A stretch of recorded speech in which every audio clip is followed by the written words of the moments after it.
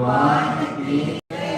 देवादिदेव श्री पार्श्वनाथ भगवान की जय। परम पूज्य आचार्य श्री उमा स्वामी जी महाराज की जय। परम पूज्य आचार्य श्री विद्यानंद स्वामी जी महाराज की जय।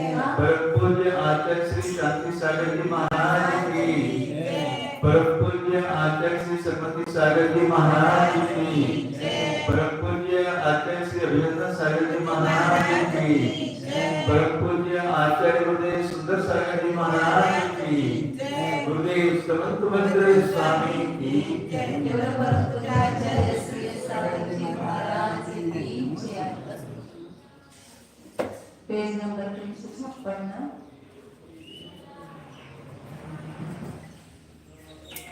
प्रकरण चल रहा था। बौद्ध जो है क्षणिकत्व की व्याप्ति सत्व के साथ, सत्व की व्याप्ति क्षणिकत्व के साथ है, ऐसा वो सिद्ध करना चाहते हैं। तो आचार्य ने कहा कि जब व्याप्ति सिद्ध होगी तो ये बात सिद्ध होगी। व्याप्ति की सिद्धि कैसे होगी? प्रत्यक्ष से तो व्याप्ति की सिद्धि होती नहीं, क्योंकि प्रत्यक्ष तो वर्तमान कोई विषय करता नहीं। और दूसरे अनुमान से कहेंगे तो उस अनुमान की व्याप्ति कैसे सिद्ध होगी? पुनः उसके लिए दूसरा अनुमान करो, फिर दूसरे अनुमान की व्याप्ति की सिद्धि कैसे होगी? तीसरा अनुमान करो। ऐसे अनुमान का दोष आत्मा है। इससे व्याप्ति सिद्ध नहीं है क्षणिक सत्व की क्षणिकत्व के साथ, तो क्षणिक का सिद्धांत तो सिद्ध नहीं होता है। ये बात बताइए। अब आगे इसके बारे में आप सभी बता रहे हैं।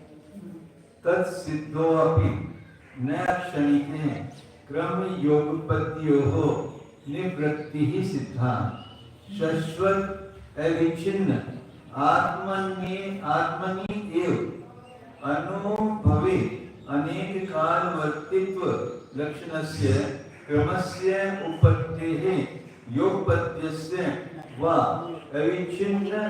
अविच्छिन्न अनेक प्रतिभास लक्षणस्य तत्र एव भावात्। तत्सिद्धो अपि वो व्याप्ति की सिद्धि होने पर भी, तो जैसे भी हम मान लें कि क्षणिकत्व की सत्व के साथ व्याप्ति है, तो भी वहां पर अक्षणिक जो अक्षणिक वस्तु है उसमें क्रम और युगपत्ता की निवृत्ति सिद्ध नहीं है।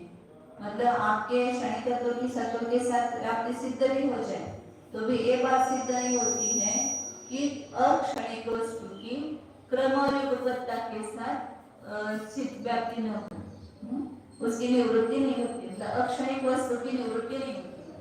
अक्षणिक मतलब अनेक क्षण में रहने वाला जो पदार्थ है उसमें क्रम और युगपत्ता सिद्ध होती है।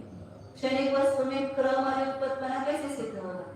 दोनों की बात सिद्ध नहीं होती है। जो अक्षणिक वस्तु है उसमें ही क्रम और युगपत्ता ये दोनों भी सिद्ध होते हैं, क्योंकि अनेक क्षण में स्थिर होगा पदार्थ, तो इसके बाद एक हुआ पर्याय, इसके बाद में पर्याय हुई, उसके बाद एक पर्याय हुई, इस प्रकार की व्याप्ति सिद्ध होगी।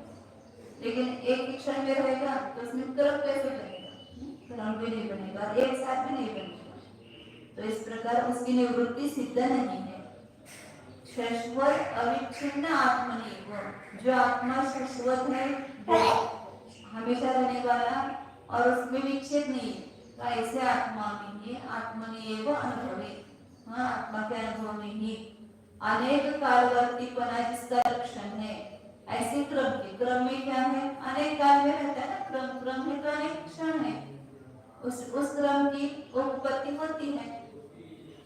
और युगपत्ता उसका लक्षण क्या है? अविच्छिन्न अनेक प्रतिभास, बिना कोई विच्छेद के अनेक प्रतिभास होना, एक साथ अनेक प्रतिभास होना, ये जिसका लक्षण है।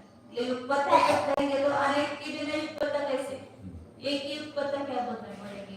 जैसे 10 वस्तु है तो एक साथ है ऐसा बोलेंगे, एक ही वस्तु तो एक साथ क्या बोलेंगे? तो युगपत्ता का लक्षण क्या है? अविच्छिन्न अनेक प्रतिभास। और क्रम का लक्षण क्या है? अनेक कालवर्तीपन, ये क्रम का लक्षण है। तो इन दोनों का भी तत्रैव भावात्, अनेक क्षणवर्ती वस्तु में ही ये संभव है, उसका धर्म है। इसलिए अक्षणिक वस्तु की निवृत्ति नहीं होती है। अस्तु दोष न्याय से उस व्याप्य व्यापक भाव के सिद्ध हो जाने पर भी अनेक क्षणों तक रहने वाले क्षणिक में क्रम और युगपत्ति की निवृत्ति सिद्ध नहीं होती है, क्योंकि सदा ही यानी सर्वदा नहीं विच्छिन्न स्वरूप वस्तु में ही अनुभव यानी विज्ञान द्वारा अनेक कालों में वर्तने वालापन स्वरूप क्रम का होना बन पाता है, और अविच्छिन्न होकर अनेक प्रतिभास कराना स्वरूप युगपत्पना भी अनेक क्षणवर्ती उस वस्तु में ही अनुभव द्वारा पाया जाता है। भावा मृतिका के अनेक क्षणों तक अविच्छिन्न रूप से स्थित रहने पर ही स्थास, कोश, कुशील आदि पर्यायों के क्रम बनते हैं, और आत्मा के कालांतर स्थायी होने पर बाल्य, कुमार, यौवन आदि अवस्थाओं के क्रम बनते हैं। आत्मा को एक क्षणवर्ती मानेंगे, हाँ। उसमें बालावस्था, फिर उसके बाद उसकी कुमारावस्था, वृद्धावस्था कैसे सिद्ध होगा? ये अनेक क्षण मानेंगे तो एक क्रम सिद्ध होता है। तथा घट के नील, मीठा, सुगंध, ठंडा, गोल आदि परिणामों का युगपत्पना कालांतर तक घट के स्थित रहने पर ही बनता है। इच्छा, क्रोध, राग, द्वेष, मति ज्ञान आदि परिणामों का युगपत्पना बनता है। अन्यथा आश्व विषाण के समान असत से उपादान कारण के बिना किसी की भी युगपत उत्पत्ति नहीं हो सकती है। ऐसे ही ज्ञान का अनेक कालों में वर्तना रूप क्रम और एकदम अनेक नील, पीत आदि आकारों का प्रतिभास होना रूप योगपद उस ज्ञान के अविच्छिन्न अनेक क्षणवर्ती क्षणिक मानने पर ही बनते हैं, सर्वदा क्षणिक ज्ञान में नहीं बनते। अनेक क्षणवर्ती ज्ञान मानेंगे तो क्रम से पर्याय होगी और एक साथ अनेक आकारों का प्रतिभास भी होगा। सुख संवेदने प्राच्य दुख संवेदन अभाव न अविच्छिन्नम एक अनेकम अचिन्नम एकम संवेदनम यत् अनादि अनंत कालवर्तितया क्रमवत् स्यात् इति चेत् न। अब बोलकर इस पर कहता है क्या कि सुख संवेदन, सुख का संवेदन होने पर प्राच्य दुख संवेदन अभाव, पहले का पूर्व का जो दुख का संवेदन है उसका अभाव होने से न अविच्छिन्नम एकम संवेदन, पहले का दुख का संवेदन का अभाव हुआ तो उसमें एक संवेदन अविच्छेद रूप से एक संवेदन नहीं बनता है। यदि अनादि अनंत कालवर्तीतया क्रमवत्स्यादिति चेत् न, अनादि अनंत कालवर्तीपना होने से उसमें क्रमवानपना है न, ऐसा मानने पर ऐसा कहते हो तो आचार्य कह रहे कि न। सुख संवेदन का होने पर पहले दुख की संवेदना का अभाव होता है, ये तो ठीक हो गया। न अविच्छिन्नम मतलब ऐसा संवेदन सिद्ध नहीं होता है कि जो अनादि अनंत कालवर्ती रूप से क्रमवान है, कि जो मतलब ऐसा कोई एक अविच्छिन्न संवेदन सिद्ध नहीं है, ऐसा बोध कह रहे हैं। हाँ, कि सुख का संवेदन होने पर पूर्व के दुख की संवेदन का अभाव होता है, इसलिए अविच्छेद रूप से एक अखंड रूप से कोई भी एक जो अनादि अनंत कालवर्तीपना से क्रमवानपना सिद्ध नहीं होता, चलता रहे नहीं सिद्ध होता, नहीं सिद्ध होता, ऐसा नहीं।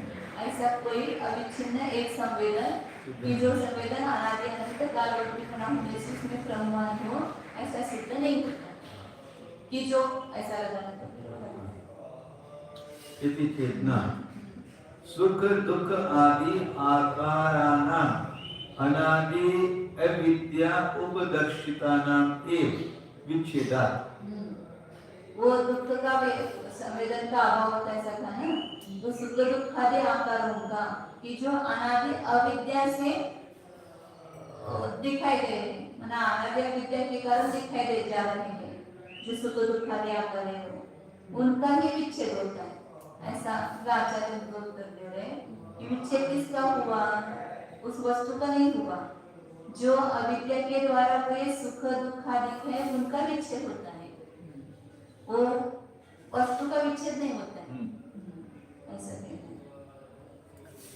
एतेन नाना नील पीतादि प्रतिभासा देश विच्छेदा युगपद सकल व्यापिना अनुभव अनुभवस्य अविच्छेद अभावः प्रत्युक्तः तत्वतः तद दो बार हुआ ऐसा मुझे लगता है, द्वितीय शब्द एक बार ही से तत्वतः तद विच्छेद अभावः। इसी से मतलब अनेक समय में रहने वाला जो एक क्षण है उसका उन्होंने अभाव किया ना, तो वो जो पर्याय है उसका ही विच्छेद हुआ, ये बताना चाहिए। ऐसे यहाँ पर एक क्षण में नाना नील पीतादि जो प्रतिभास हो रहे हैं, नीला पीला अनेक प्रतिभास हो रहे हैं, उसमें देश का विच्छेद होने से दोनों का देश एक नहीं है, इसलिए एक साथ संपूर्ण में व्याप्त ऐसे अनुभव का अविच्छेद का अभाव है, मतलब विच्छेद है, अविच्छेद का अभाव है, ऐसा जो कहते हैं उसका खंडन हो गया। अनेक समयवर्ती एक नहीं मानते उसका भी खंडन हो गया, और एक समय में एक साथ अनेक आकार को जानने वाला जो ज्ञान है वो देश भेद होने से वो अविच्छेद ज्ञान नहीं ऐसा मानते हैं, तो उसका भी खंडन हो गया। ज्ञान जो है एक साथ अनेक देशवर्ती पदार्थों को जान सकता है ना, उससे ज्ञान में कोई बाधा नहीं है। वास्तविक आचार्य करेगी तत्वतः तद विच्छेद अभाव, वास्तव में उस ज्ञान के विच्छेद का अभाव है, प्रदेश विच्छेद का अभाव है। न ततः न क्षणिकम् अद्वयं संवेदनं नाम तस्य व्यापी नित्यस्य एव प्रतीति सिद्धत्वात्। इसलिए क्षणिक अद्वैत संवेदन नहीं है, तस्य व्यापी नित्यस्य एव प्रतीति सिद्धत्वात्। उन सब क्षणिक वस्तु में व्याप्त ऐसे नित्य की ही प्रतीति होती है, नित्य वस्तु ही प्रतीति से सिद्ध है, वस्तु नित्य प्रतीति में आ रही है, क्षणिक संवेदन प्रतीति में नहीं आती। यदि यहाँ कोई यूं कहे कि सुख का भले प्रकार ज्ञान करने पर पहले के दुख का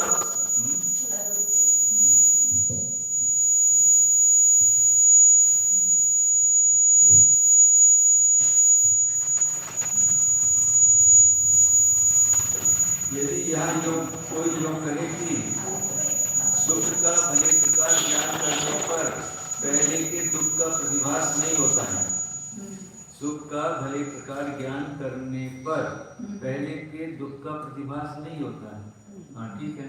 अतः अंतराल सहित चला आया हुआ एक संवेदन नहीं सिद्ध हुआ, जो कि अनादि काल से अनंत काल तक वर्तने वाला होकर के क्रमवान यानी क्रम सहित हो जाता है।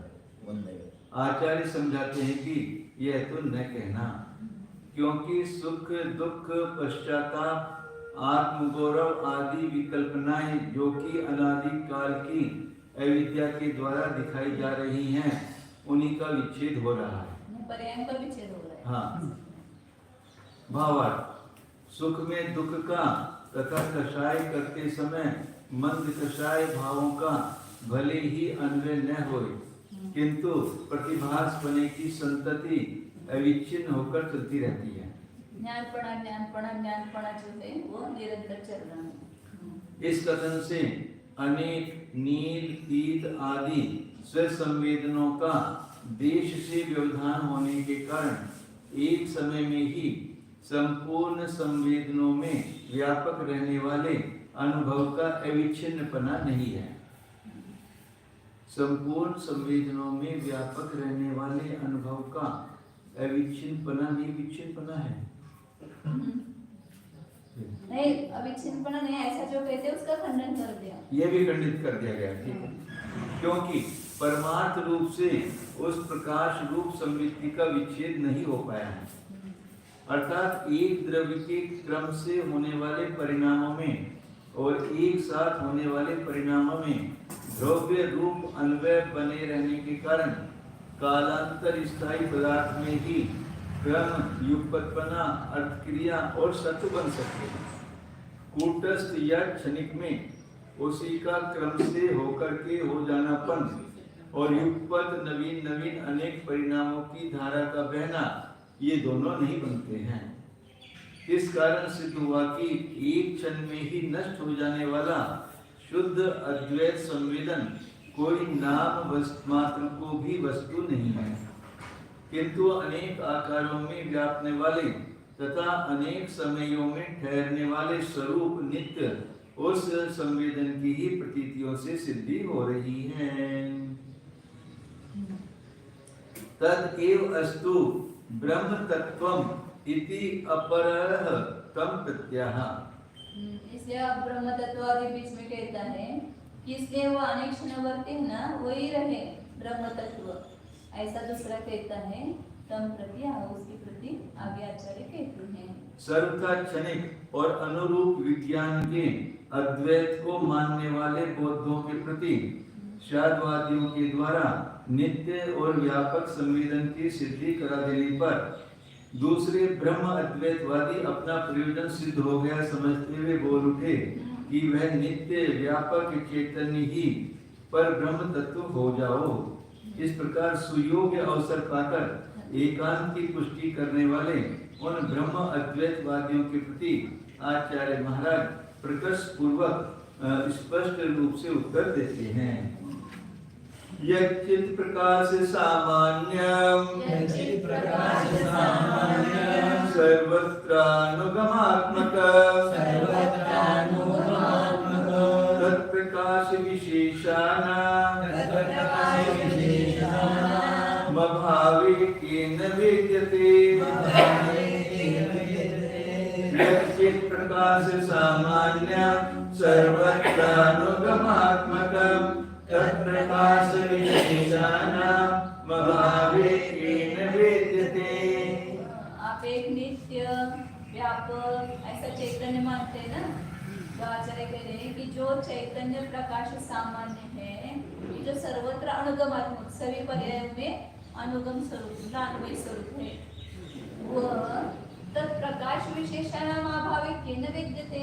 यदि प्रकाश विशेष ही नहीं मानेंगे आप, मतलब पर्याय कोई नहीं मानेंगे, तो उसका अनुभव कौन करेगा? प्रकाश सामान्य का अनुभव प्रकाश विशेष ही करेगा। तो ज्ञान सामान्य का अनुभव कौन करेगा? ज्ञान विशेष, ज्ञान पर्याय करेगी ना। तो प्रकाश विशेषों का अभाव ही मानेंगे तो किसके द्वारा उस सामान्य का वेदन किया जाएगा?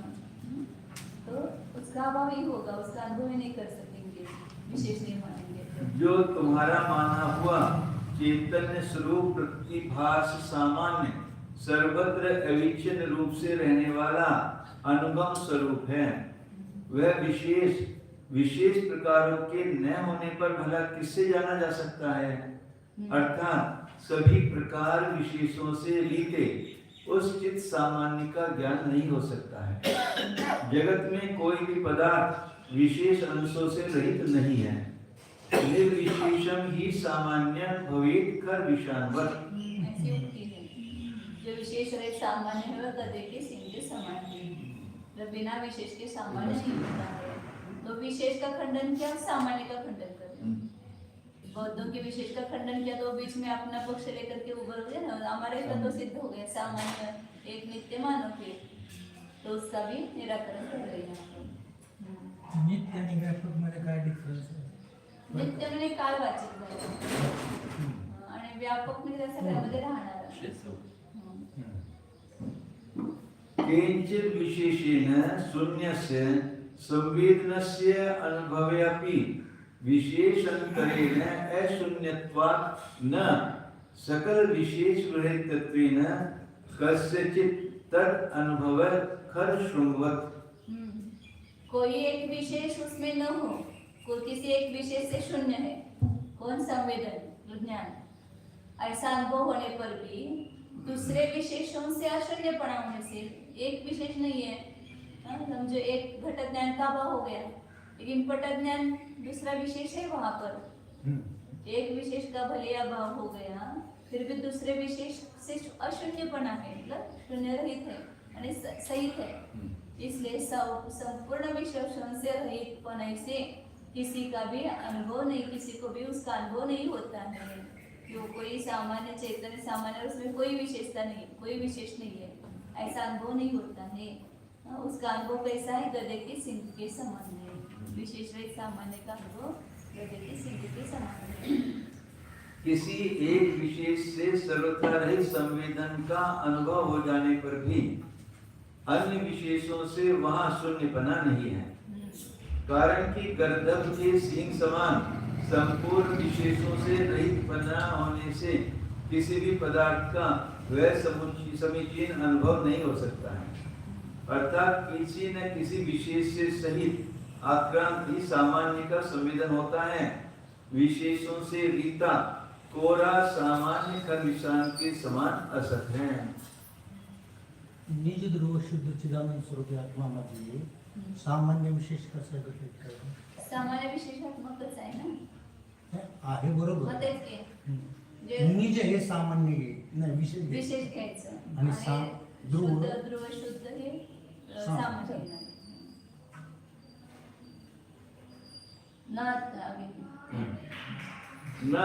नात्र संवेदनं किंचित् धनंशं बहिरर्थवत् प्रत्यक्षं बहिरन्तश्च संसस्येकस्य वेदना नात्र संवेदनं किंचित् धनंशं बहिरर्थवत् प्रत्यक्षं बहिरन्तश्च संसस्येकस्य वेदना। उसी को कहते हैं कि अत्र अनंशम किंचित संवेदनम न, अंश रहित कोई भी संवेदन नहीं है। इसके समान बहिरर्थवत, बाह्य पदार्थ के समान। जैसे कोई भी बाह्य पदार्थ अंश रहित नहीं है, वैसे ही संवेदन मतलब ज्ञान रूप वस्तु जो है वो भी अनंश नहीं है, मतलब अंश रहित नहीं है। विशेष रूप अंश है उसमें, पूर्णता विशेष अंशों से रहित ऐसी कोई वस्तु नहीं है। प्रत्यक्षम बहिरंतस्य सांशस्य एकस्य वेदनात्, बाह्य पदार्थ हो या अंतरंग पदार्थ हो, एक सांश का ही प्रत्यक्ष रूप से वेदन होता है। अंश सहित ही वेदन हो रहा है किसी भी पर्याय का, अंश से रहित वेदन नहीं हो रहा है। कोई ना कोई पर्याय से युक्त ही वस्तु का अनुभव हो रहा है ना, बिना पर्याय के किस वस्तु का अनुभव हो रहा है? कोई भी वस्तु भी तो कोई किसी पर्याय में ही होगी ना, बिना अंश की वस्तु नहीं अनुभव में आती। सोना अनुभव करेंगे तो अंगूठी रूप से, कुंडल रूप से, या चिप्स रूप से, या बिस्किट रूप से, या तार है, कोई भी ऐसा तार है उस रूप से, ऐसे अनुभव होगा। जो अनुभव पर्याय ध्रुव रूप से देखी जाते ऐसा कारण अनुभवामध्ये निज ध्रुव शुद्ध चिदानंद अनुभवामध्ये पर्याय ध्रुव रूपाने गौर रूप है वहाँ, पर्यायला पण ध्रुव रूपाने आहे।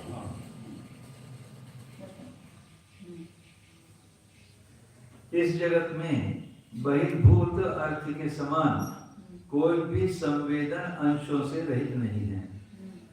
यानी नील घट आदि बहिरंग अर्थ जैसे अंशों से परिपूर्ण हैं, उसी भांति अंतरंग ज्ञान सुख आदि भी अनेक स्व अंशों से भरे हुए हैं। बहिरंग पदार्थ हो या चाहे अंतरंग पदार्थ हो, एक सांश का ही प्रत्यक्ष रूप से ज्ञान हो रहा है। ऐसी दशा में ब्रह्मद्वैत भला कैसे कह सकता है? अर्थात नहीं, विशेष अंशों को मानना ही पड़ा, जो कि अद्वैत का विरोधी है।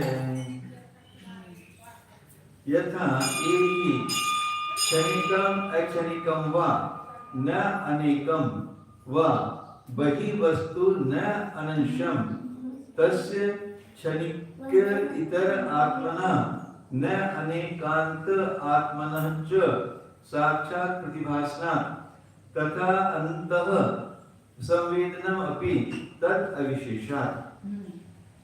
जिस प्रकार क्षणिकम अक्षणिकम वा, क्षणिक अथवा अक्षणिक आणि नित्य, नाना एकम वा, अनेक रूप और एक रूप, बाह्य वस्तु अनंशम न, अंश रहित नहीं है। बाह्य वस्तु क्षणिक और अक्षणिक, नाना और एक, इस प्रकार की बाह्य वस्तु अंश रहित नहीं है। उसी प्रकार तस्य उस वस्तु का बाह्य वस्तु का क्षणिक अक्षणिक रूप से नाना एक रूप से साक्षात प्रतिभास होता है। मतलब एक प्रतिज्ञा हो गई, बाह्य वस्तु क्षणिक अक्षणिक या नाना और एक रूप जो बाह्य वस्तु है वह अनंश रूप नहीं है। क्यों? अंश रहित नहीं है। क्यों?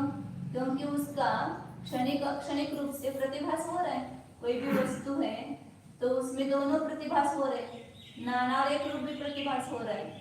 कि कोई भी वस्तु है वो केवल एक रूप ही भाषित नहीं होती या अनेक रूप ही नहीं होती है, एक अनेक दोनों रूप प्रतिभाषित हो रही है, क्योंकि उसमें सामान्य और विशेष दोनों प्रतिभाषित हो रहे हैं ना। तो विशेष कैसे प्रतिभाषित हो रहे? क्षणिक रूप। सामान्य कैसा प्रतिभाषित? क्षणिक। ऐसे विशेष नाना प्रतिभाषित हो रहे हैं और सामान्य एक प्रतिभाषित हो रहे हैं।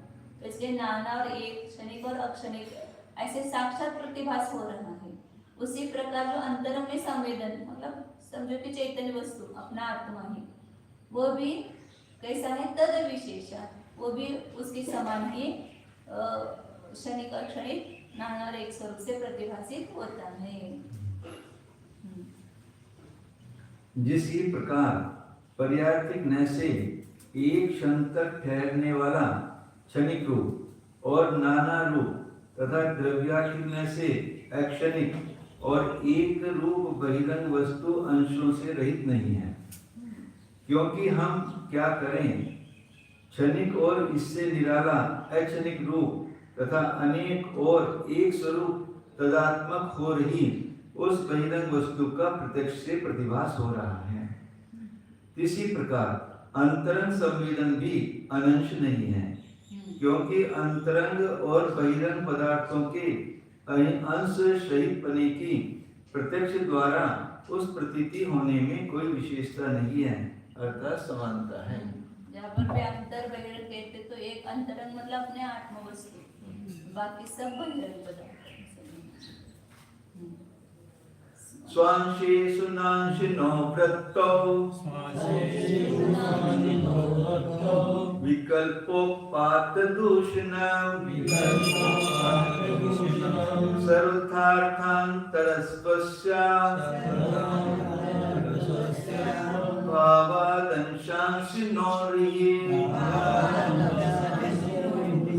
स्वांशेषु नांशिनो वृत्तौ विकल्पोपात दूषणम् सर्वथार्थान्तरस्वस्य भावादंशांशिनो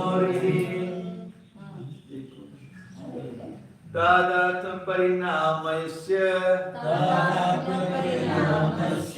तयोः सिद्धे कथञ्चन प्रत्यक्षतोऽनुमानाच्च न प्रतीति विरुद्धता तादात्म परिणामस्य तयोः सिद्धे कथञ्चन प्रत्यक्षतोऽनुमानाच्च न प्रतीति विरुद्धता। स्व अंशेषु अंशिनः वृत्तौ, अपने अंशों में अपने पर्यायों में रहने वाला जो अंशी, उस अंशी की वृत्ति मानने पर अपने अंशों में मतलब अपने पर्यायों में अपने विशेषों में अंशी रहता है, ऐसा मानने पर वो अनेक ऐसे विकल्पों में बहुत सारे दूषण दिखाते हैं, वो अन्य मति, तो वो दूषण नहीं आते हैं साचार्य के लिए प्रतिज्ञा न वे दूषण नहीं आते हैं। अनवस्था दूषण और भी क्या क्या उन्होंने दूषण लगाए हैं, वे दूषण नहीं आते। क्यों नहीं आते दूषण? वे दूषण तब वो आते हैं कि जब अंश और अंश को सर्वथा भिन्न मानेंगे तो वही दूषण आते हैं।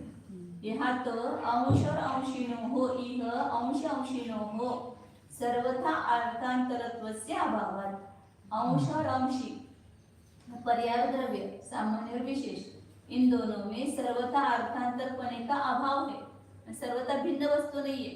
जैसे नए विशेष सामान्य विशेष को सर्वथा भिन्न वस्तु मानते हैं, तो उसका उसमें रहने में क्या है? दूषण आएंगे। या तो एक तादाद में संबंध है दोनों में, इसलिए आपके द्वारा दिए गए दोष नहीं आते हैं। आप जैसे हम स्वतंत्र नहीं मानते हैं, उसको एक अभिन्न रूप से तादात्म्य रूप से स्वीकार करते हैं। और एक तयोः तादात्म्य परिणामस्य सिद्धेः कथंचन प्रत्यक्षतः अनुमानाच्च न प्रतीति विरुद्धता। इन दोनों में अंश और अंशी में तादात्म्य परिणाम जो है उसकी किसी भी प्रमाण से सिद्धि होने से प्रत्यक्षता अनुमानाच्च, प्रत्यक्ष से या अनुमान से उसमें सिद्धि होती है, दोनों से भी सिद्धि होती है, इसलिए प्रतीति से विरुद्धपना नहीं है। अंश और अंश में तादात्म्य परिणाम है, एक रूप है, इसमें कोई भी प्रतीति से विरुद्धपना नहीं है। ऐसी प्रतीति आ रही सबको, सोना कुंडल से भिन्न है कि अभिन्न है? भिन्न नहीं है ना, सर्वथा अभिन्न है, उसमें एक तादात्म्य संबंध है। ऐसा मानने में कोई प्रतीति से विरुद्धपना नहीं है। स्यादवादियों करके अंतरंग और बहिरंग पदार्थों की सर अंश रूप से सिद्धि हो चुकने पर एकांतवादी अपने अंशों में अंशी के वर्तने के विकल्प ग्रहण कर पहले दिए गए दूषणों को कहते हैं, सो ठीक नहीं है, क्योंकि वैशेषिकों के यहाँ अंश अंशी का सर्वथा भेद मानने पर वे दोष लागू हो जाते हैं, किंतु यहाँ स्यादवाद सिद्धांत में अंशी और अंशों का सभी प्रकार से भेद होना नहीं माना गया है। उन अंश और अंशी का कथनचित तादात्म्य संबंध नाम का परिणाम होना प्रत्यक्ष और अनुमान प्रमाण से सिद्ध हो रहा है, किसी भी प्रतीति से विरोध नहीं है। हस्त, पाद, ग्रीवा, पेट आदि अवयवों में शरीर अवयवी का कथनचित तादात्म्य संबंध हो रहा है, यह प्रतीति सिद्ध है। संयोग, समवाय आदि संबंध मानने पर अनेक दोष आते हैं। स्व अंशेषु अंशिनः प्रत्येकम कास्यन्येन वृत्तो बहुत्वम एकदेशेन स अवयवत्वम अनवस्था च इति न दूषणं सम्यक्तस्य स्व अंशेभ्यः भिन्नस्य अनुभवगमात्। स्व अंशेषु अपने अंशों में, मतलब अपने पर्यायों में, अंशी जो है उसका वो दो विकल्प करेंगे। अपने अंशों में अंश रहता है, कैसा रहता है? पूर्ण रूप से रहता है कि एक देश रूप से रहता है? पूर्ण रूप से कहेंगे तो अनेक अंशी बन जाएंगे, एक एक अंशों में पूरा रहेगा अंशी, तो वो अनेक ये दूषण देते हैं, अनेक अंशी बन जाएंगे। और अलग अलग मानेंगे तो एक अंश नहीं रहेगा, उसमें सावयवपन आएगा, ये भी दूषण देते हैं। या कोई भी अंश अपने अंशों में कैसे रहता है, दूसरे अंशों से रहता है ऐसा मानेंगे तो फिर उसमें अनवस्था दोष आएगा। फिर दूसरे अंशों से युक्तपना मानेंगे तो अनवस्था दोष आएगा। ऐसे दूषण देते हैं तो आचार्य कहते हैं कि इति न दूषणम, ये दूषण इसमें नहीं आते हैं, क्योंकि तस्य उस अंशी को अपने अंशों से भिन्न स्वीकार नहीं किया है। पूर्णतः उसको अपने अंशों से भिन्न सिद्ध करते तो ये दूषण आते। पहले अंशी है, फिर उसमें अंश है, फिर उसमें आकर के अंशी ठहर गया तो फिर ये दोष आएंगे। ऐसे अंश और अंशी अभिन्न रूप से है या अनाधिकार से, इसलिए अंशों से भिन्न अंशी नहीं है, इसलिए दूषण नहीं आते हैं। कथंचित तादात्म्य परिणामस्य प्रसिद्धेः तस्य एव समवायत्वेन साधनात्। कथंचित तादात्म्य परिणाम, अंश और अंशी में सर्वथा एक रूप भी नहीं। कथंचित, कथंचित क्यों मानते हैं? क्योंकि सर्वथा मानेंगे तो पुनः एक होने का प्रसंग आएगा, भिन्न भिन्न नहीं रहेंगे फिर वो, इसलिए अंश और अंश से दो नहीं रहेंगे। इसलिए कथंचित तादात्म्य परिणाम की प्रसिद्धि होने से तस्यैव समवायत्वेन साधनात्, उस तादात्म्य परिणाम को ही आपने किसके द्वारा साधा है? समवाय के द्वारा। आप मानते हैं समवाय संबंध से है, अपने अंशों में अंश समवाय संबंध से, मतलब तादात्म्य संबंध से है। समवाय कोई दूसरा अलग पदार्थ नहीं, वो तादात्म्य नहीं है। उक्त वार्तिकों का भाष्य इस प्रकार है। अद्वैतवादी कहते हैं कि हमने अंशों में अंशी का पूर्ण रूप से वर्तना मानोगे तब तो जितने अंश हैं उतने प्रत्येक अंशी हुए, इस ढंग से अंशी बहुत हो जाएंगे। यदि एक देश से वृत्ति मानोगे तो उक्त दोष टल गया, किंतु प्रथम से ही अवयवी को शांस बना मानना पड़ेगा। और इन पहले अंशों में भी अवयवी की एक देश से वृत्ति मानी जाएगी, तो फिर भी पहले से ही अवयवी को शांसपना यानी पूर्ववर्ती अन्य अवयवों से सहितपना सिद्ध हो चुका होगा। तब तो तीसरे एक देश रूपी अंशों से सहित अवयवी को शांसपना मानते हुए अनवस्था हो जाएगी। भावार्थ, सहस्र तंतु रूप अवयवों में एक पट रूप अंशी की यदि संपूर्ण पटपने से एक एक तंतु में वृत्ति मानी जाएगी, तब तो एक तंतु में पूरा एक पट रह गया और दूसरे में दूसरा पट रह गया। इस प्रकार से वे पट सहस्र हो जाएंगे। यदि 1000 तंतुओं में एक एक भाग में पट की वृत्ति मानी जाएगी, यानी 1000 भागों में एक पट 1000 तंतुओं में विद्यमान है, इस पक्ष में पट के बहुत यानी 1000 पने का प्रसंग तो निवृत्त हो गया, किंतु अवयवों में वृत्ति होने के पूर्व ही दूसरे अवयवों की अपेक्षा पट में शांसपना था, यो मानना पड़ेगा। तभी तो वह अपने एक देश से रहेगा। अब उन दूसरे अनेक अंशों में भी एक एक भाग में पट की वृत्ति मानी जाएगी, तो तीसरे अंशों से भी भाग सहित बना पट को पहले ही मान लेना पड़ेगा। उन तीसरे अंशों में भी चौथे अंशों से सहित पट की एक एक भाग करके वृत्ति मानते मानते अवस्था हो जाएगी। पांचवें अंशों में वर्तने के लिए छठवें आदि अंशों से बनाए गए एक एक भाग की आकांक्षाएं बढ़ती जाएगी। कहीं दूर जाकर भी ठहर नहीं सकोगे। अब आचार्य कहते हैं कि इस प्रकार दिए गए दूषण समीचीन नहीं है, क्योंकि उस अवयवी को अपने अंशों से सर्वथा भिन्न हम स्वीकार नहीं करते हैं। अंश और अंशी का संबंध कथनचित तादाद परिणाम ही प्रसिद्ध हो रहा है। उस तादाद संबंध की ही समवाय पने से सिद्धि की गई है, अर्थात वैशिष्टों के माने गए नित्य एक और अनेकों में रहने वाले समवाय में अनेक दूषण आते हैं। परिशेष में यह समवाय कथनचित तादात्म्य संबंध रूप ही निर्दोष सिद्ध होता है। अंश और अंशी कथनचित भिन्न होते हुए भी अभिन्न हैं। जब से वे दोनों हैं तभी से कथनचित तादात्मक परिणमन करते हुए ही चले आ रहे हैं, ऐसा सबको दिख रहा है। हाँ, न वा अंश अंशिनः तादात्म्य विरुद्धे प्रत्यक्षतः तय तथा उपलब्ध अभाव प्रसंगात्। अंश और अंशी में तादात्म्य और तादात्म्य मतलब कथनचित भिन्न और कथनचित अभिन्न है, ये बात विरुद्ध भी नहीं है। अंश अंशी तादात्म्य भी है कथनचित और कथनचित अतादात्म्य है, इसमें कोई विरोध नहीं है, क्योंकि प्रत्यक्ष से ही उस प्रकार की प्राप्ति के अभाव का प्रसंग आएगा। उस प्रकार की प्राप्ति नहीं हो सकेगी फिर यदि विरुद्ध होंगे तो दोनों एक साथ नहीं रह सकेगी उसमें। कथनचित तादात्म्य और अतादात्म्य इसलिए वो प्रत्यक्ष से वैसा प्रतीति में होता है। तथा उपलम्ब अनुमानेन बाध्यते तत् साधनत्वेन प्रवर्तते।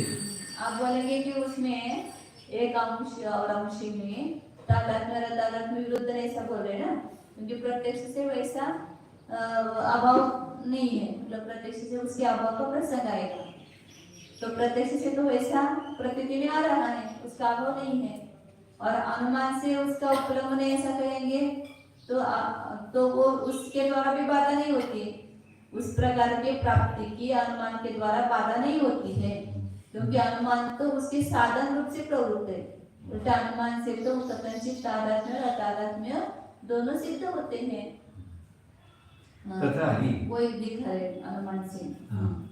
ययोः न कथनचित तादात्म्यं तयोः न न अंश अंशी भावन यथा संयमिनयोः अंश अंशी भावः च अवयव अवयविनोः धर्म धर्मिणोः वा स्व इष्टयोः इति न एकांत भेदः।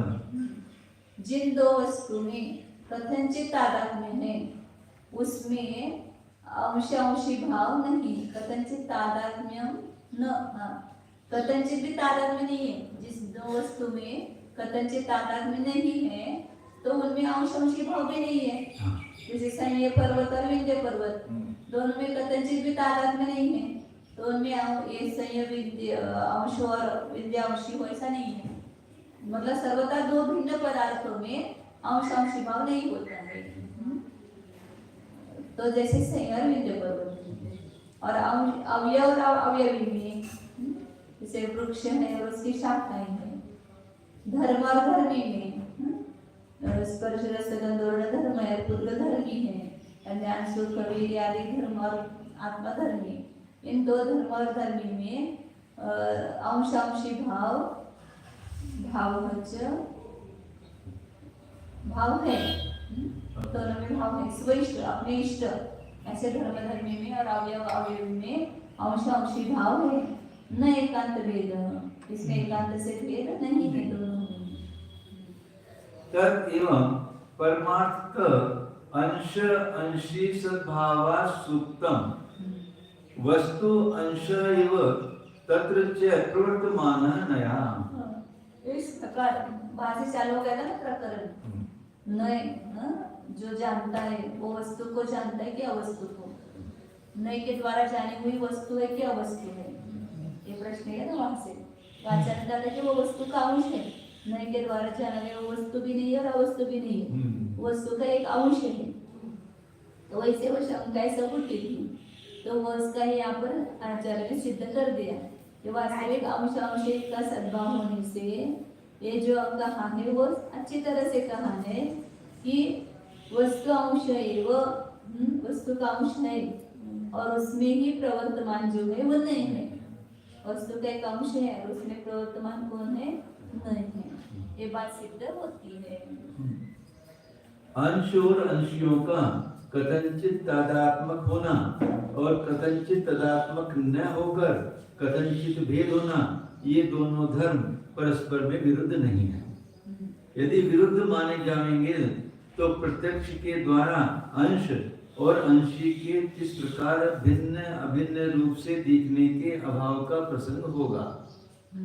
परस्पर में कथनचित भिन्न अभिन्न हो रहे तंतु और पट तथा लेज और डोरा ये प्रत्यक्ष प्रमाण से जाने जा रहे हैं।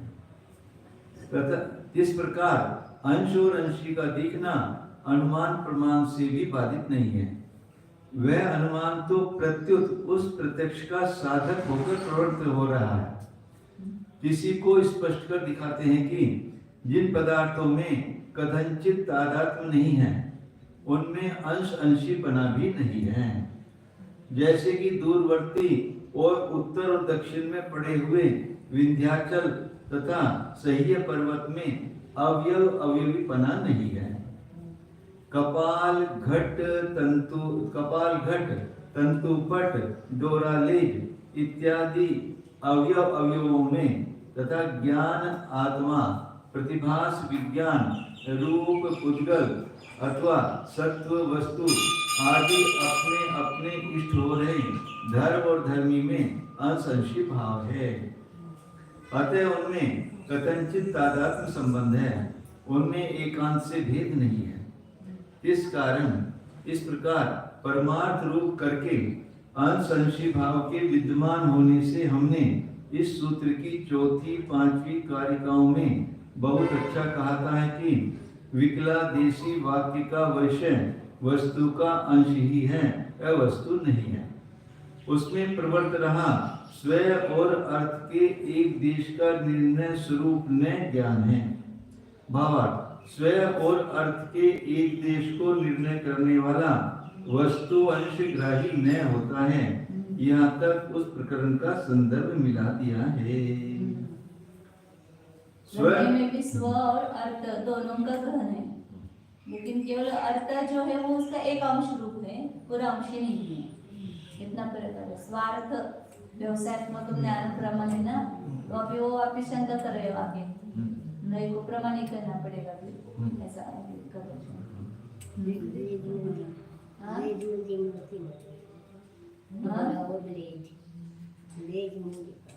लेज मध्ये माला होती हाँ, का? हाँ। माला डोरा करेंगे तो? डोरा तर नहीं है चलते हाँ और ले जाने में या कपास लोगे ठीक लेज, हाँ। लेज को कपास उड़ लेज, तंतुवर पटली है ना, लेज कपास उड़ रहा लेकिन कपास से तंतु एक अंश लिया और एक अंश लिया, हाँ ठीक कपाल अंश और पट अंशी, तंतु अंश और पट अंशी, हाँ ऐसे डोरा जो है वह अंशी है, नहीं डोरा- अंश, डोरा नहीं डोरा अंशी और नाही, कपास डोऱ्यापासून ते तुम्ही असं हे कर- ओवून हे करतात ना, माळा माला माला माला की तो कपास को इसको डोरा अंशी है कपास इसका अंश है ऐसा डोरा अंशी मुझे ऐसा लगता है वो जो एक दो ऐसे दोरे की बनाते हैं ना,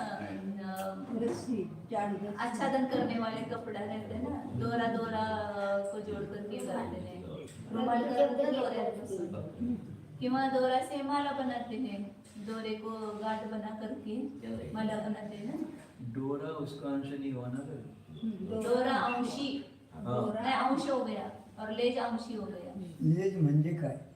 लेज उसके माहित है, हमारे इधर तो कपास लेज का अर्थ क्या है कोश में देखना पड़ेगा। हाँ, तेच मला वाटतं लेस भी बनाते ना, लेस बनाते ना ऐसे जैसे बॉर्डर हाँ। दोरा दोरा से बनाते हैं, हाँ तो दोरा अंश हो गया और लेज ले अंश अंश हो हो गया गई। ठीक ऐसे हो सकता लेस कपड़े को लगाते हैं लोग हाँ हाँ, वो हो सकता लेस डोरे से लेस बनती है वही होगा और ये है ना ये लेस है ना, इसको लेस बोलते हैं, इसको लेस बोलते हैं, और ये डोरे से बनी हुई है, धागे से बनी हुई है, तो ये अंशी हुई और डोरा अंश हुआ, अंश हुआ, yes, ठीक है। चलो स्व अर्थ एक देश व्यवसाय फल लक्षण नया प्रमाणम इति कश्चित आहा। स्व और अर्थ इनके एक देश व्यवसाय में निर्णय करना जिसका फल है, ऐसा लक्षण जिसका है वो नए प्रमाणम, वो प्रमाण ही है, क्योंकि प्रमाण का ही फल है ना, स्वार्थ व्यवसायत्मक ज्ञानम प्रमाणम कहा है, स्व और अर्थ दोनों का निर्णय करना ये न प्रमाण का लक्षण है, तो नए प्रमाण ही हो गया, क्योंकि नए में भी स्व और अर्थ के एक देश का व्यवसाय करना जिसका फल है, ऐसा लक्षण वाला नए जो है वो प्रमाण ही है, ऐसा कोई कहता है, ऐसा इति कश्चित आह, अब उसका निराकरण करेंगे आगे आचार्य। अपने ज्ञान स्वरूप और विषय रूप अर्थ के एक देश का निर्णय करना रूप फल है, स्वरूप जिसका ऐसा न ज्ञान तो प्रमाण हो जाएगा, इस प्रकार कोई कह रहा है। यथांशनि प्रवर्तस्य ज्ञानश्रेष्ठा प्रमाणता तथांशेष्वपि किं न स्यात् इति मानात्मको नया। यथांशनि प्रवर्तस्य ज्ञानश्रेष्ठा प्रमाणता तथांशेष्वपि किं न स्यात् इति मानात्मको नया। यथा अंशिनी प्रवर्तस्य ज्ञानस्य प्रमाणता इष्टा, जिस प्रकार आप अंशी में प्रवृत्त हो रहे ज्ञान को प्रमाणपणा मानते हो, जो ज्ञान अंशी को जान रहा है वो प्रमाण है ऐसा मानते हो, उसी प्रकार अंशों में भी किम न स्यात्, अंशों में प्रवृत्त हो रहा ज्ञान वो भी प्रमाण क्यों नहीं होगा, इति मानात्मक नहीं, इसलिए नए जो है प्रमाणात्मक ही है, मान स्वरूप न प्रमाण स्वरूप, दोनों मान तो है प्रमाण तो है, दोनों का टेक हो जाए, इसलिए नए जो है वो मानात्मक मतलब प्रमाण स्वरूप ही है, ऐसा हमारा मंतव्य है, ऐसा कोई कह रहा है। चौथी वार्तिक में उठाई गई शंका का किया गया समाधान हमको संतोषजनक नहीं हुआ है, क्योंकि अंशी में प्रवर्त रहे ज्ञान को प्रमाणपना जैसे इष्ट किया है, किसी प्रकार अंशों में प्रवृत्त हो रहे नए ज्ञानों को भी स्वार्थ ग्राहकपना होने से प्रमाणपना क्यों न हो जावे। इस कारण नए ज्ञान भी प्रमाण स्वरूप ही है। अंशी ने भी वस्तु के पूरे शरीर का ठेका नहीं ले रखा है। वह अंशी भी तो वस्तु का एक कौन है, यह किसी तार्किक का आक्षेप है। हाँ? यथा अंश न वस्तु न अपि अवस्तु किम तर्हि। जिस प्रकार अंश है वह न वस्तु है न अवस्तु है, फिर क्या है? वस्तु अंश एव इति मतम तथा अंशी न वस्तु न अपि अवस्तु तस्य अंशितत्वात् एव वस्तुनः अंश अंशी समूह लक्षणत्वात्।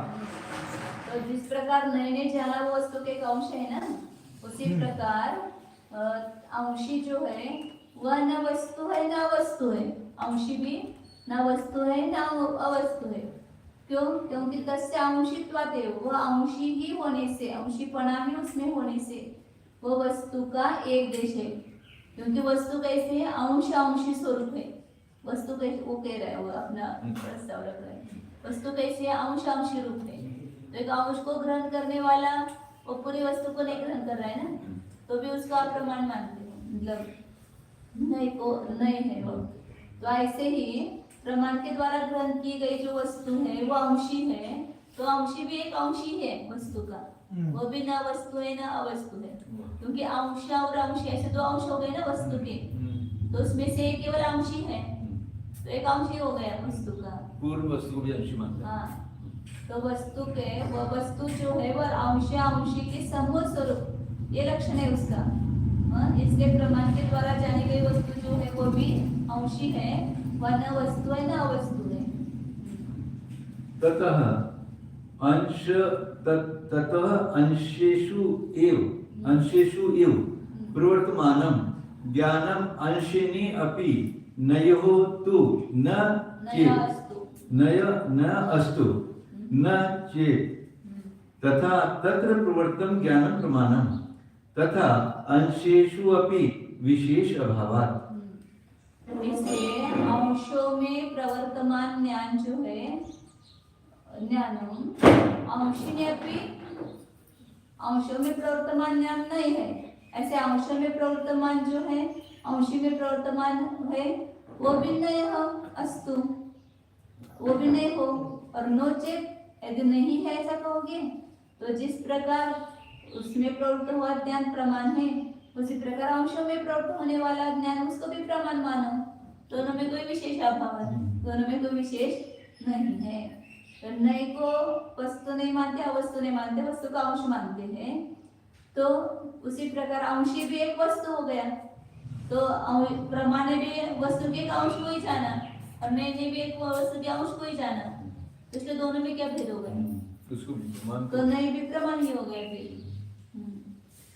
तथा उपगमे च न प्रमाणात् अपरः नयः अस्ति इति अपरः। इति अपरः है ना, अपना अरह हो गया है। इति अपरः, हाँ अपरः। तथा उपगमे, और वैसा स्वीकार करने पर प्रमाण से दूसरा नय सिद्ध नहीं होता है, नई नहीं है। तो प्रमाण ही नहीं और नहीं ही प्रमाण है, दूसरा कोई ये सिद्ध नहीं होता। ऐसे ये वो कर रहा है दूसरा वाले। आप जैनों ने 5वीं कारिका में कहा था, तदनुसार नए के द्वारा जाना गया अंश ही पूर्ण वस्तु नहीं है और वह अंश वस्तु का सर्वथा निषेध रूप अवस्तु भी नहीं है। तो क्या है?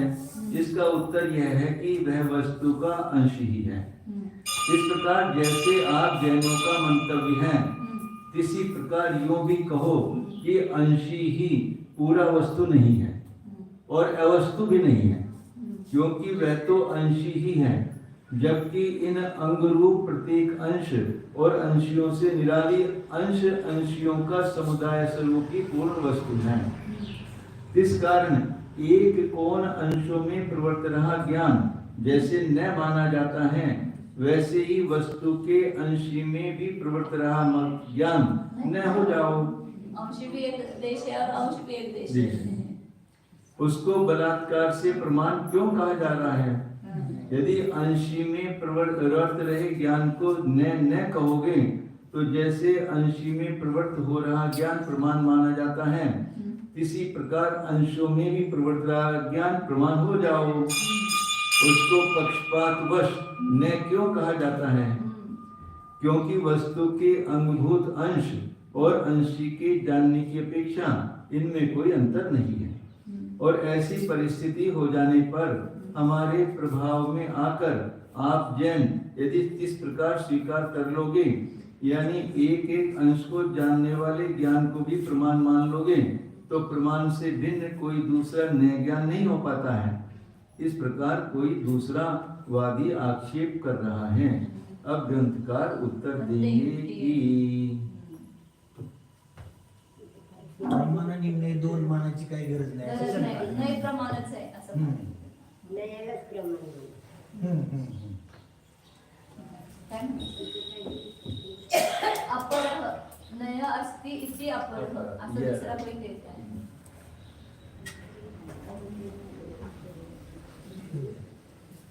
ओम जानिए यह मैं मतलब स्वसंवेदन प्रत्यक्ष से जानने योग्य, जाना जा रहा है। अपने स्वानुभव प्रत्यक्ष से जो जाना जा रहा है, यह मैं ज्ञान रूप वस्तु हूँ। अनादि अनंत एक अखंड हूँ, अनंत धर्मों से युक्त एक धर्मी हूँ। अंशमान होते हुए भी निरंश हूँ।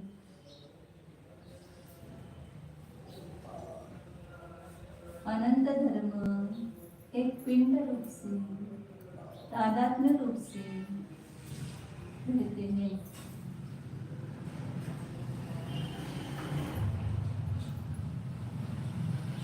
सब अनंत धर्मों में व्यापक, अनंत पर्याय में व्यापक ऐसे एक धर्मी को जाना। यह मैं अनंत गुणों में व्यापक एक वस्तु हूँ।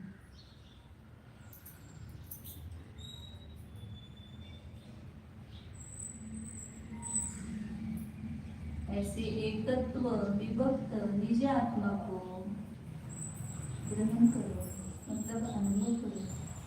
अपने को उस रूप देखो। मैं दिखाई देने वाले शरीर रूप नहीं हूँ, मैं स्वानुभव प्रत्यक्ष चिदात्मक वस्तु हूँ। शुद्ध चैतन्य स्वरूप, आनंद स्वरूप, तमकोत्कीर्ण ज्ञायक स्वरूप,